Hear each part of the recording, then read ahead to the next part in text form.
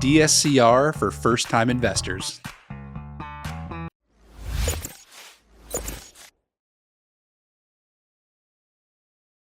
Hey, what's going on, everybody? It's Jeff Trevarthen, Jeff the Mortgage Pro. Thanks so much for joining me today.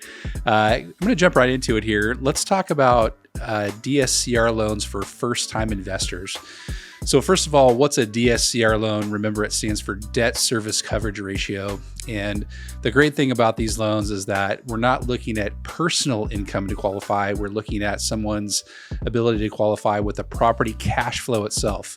Literally just the income coming in from the rental income coming in versus the expenses of the mortgage payment going out with principal, interest, taxes, and insurance monthly payment going out. So if you have income coming in that's greater than those expenses coming out, then we got a pretty good shot at getting you a DSCR loan, even as a first-time investor.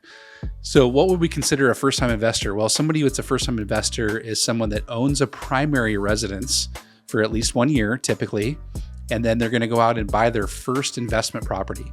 Now, some of the lenders don't like this type of stuff, but I've got plenty of people that I work with that do.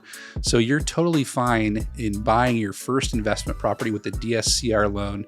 And let's go through some of the guidelines as far as how you can qualify for something like this going forward. Okay, so these are for long-term and short-term rentals. So if you want to buy your first Airbnb property as a short-term rental, you can do it that way. If you want to buy long-term rentals, you can do it that way as a first-time investor. These are considered business purpose loans. So what you would want to do is close these in an LLC. And what that means is going forward, these will not report to the credit bureaus, which is a huge benefit when you're doing DSCR loans, that they don't show up on your personal credit going forward because they're considered business purpose, which is a great way to go.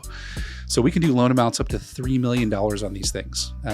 Typically, I don't see that very much, but they do come around every so often. So if you're a first-time investor and you need to do a loan up to $3 million on your first property, it can be done. The loan amounts, like I said, up to $3 million, minimum $100,000 for the loan amount for first-time investors. We can't go anything below that. So it depends on what price of the property you're looking at.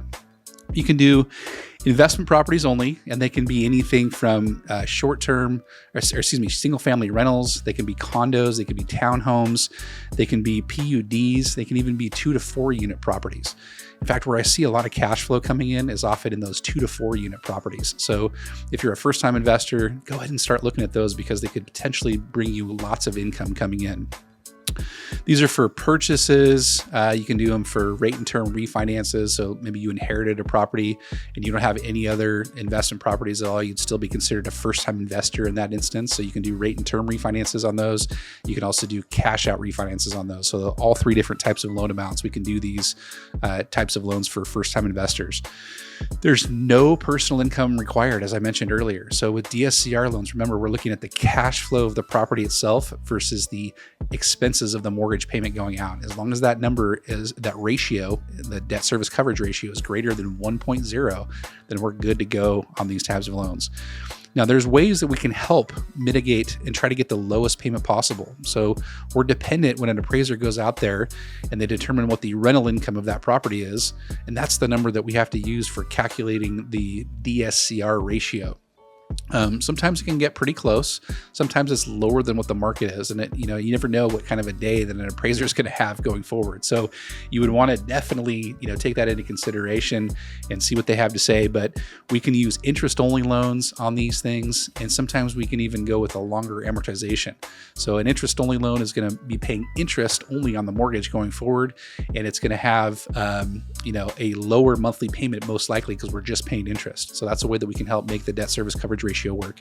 Another way is with a 40-year amortization. So again, a longer amortization is probably going to make the monthly payment a little bit lower. And that could help us work within the DSCR guidelines to make sure that we get the loan through for you.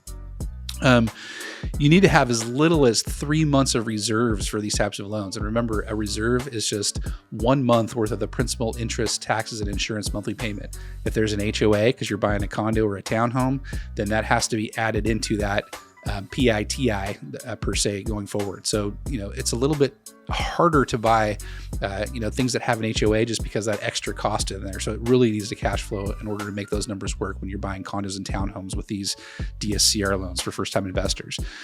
You can do as little as 20% down on these types of loans. And we can do, when we're doing cash out, we can do up to 80% cash out on the refinance. Now, what I will say is that typically the maximum for cash out refinances is going to be 75% loan to value. That means you need to maintain 25% equity.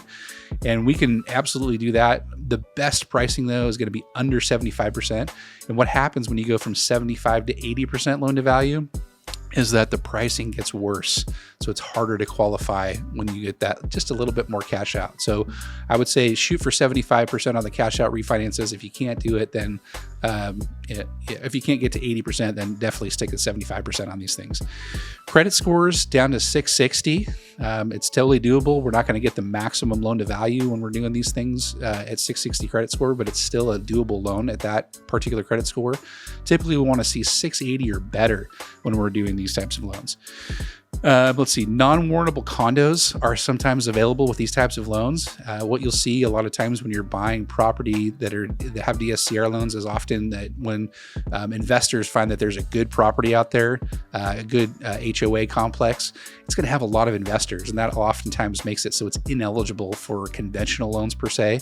But with these types of DSCR loans, you can still buy these types of properties with the DSCR loan, which I think is a good thing.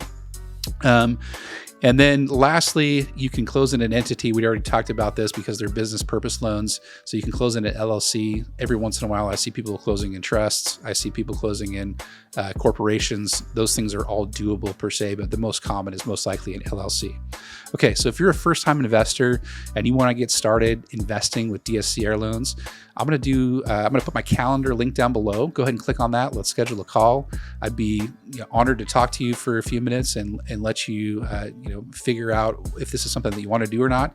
And I'd love to be the person that helps you out on buying your first investment property. So if you have any questions at all, please feel free to reach out to me. And thanks again. I look forward to seeing you on the next show. Have a great day.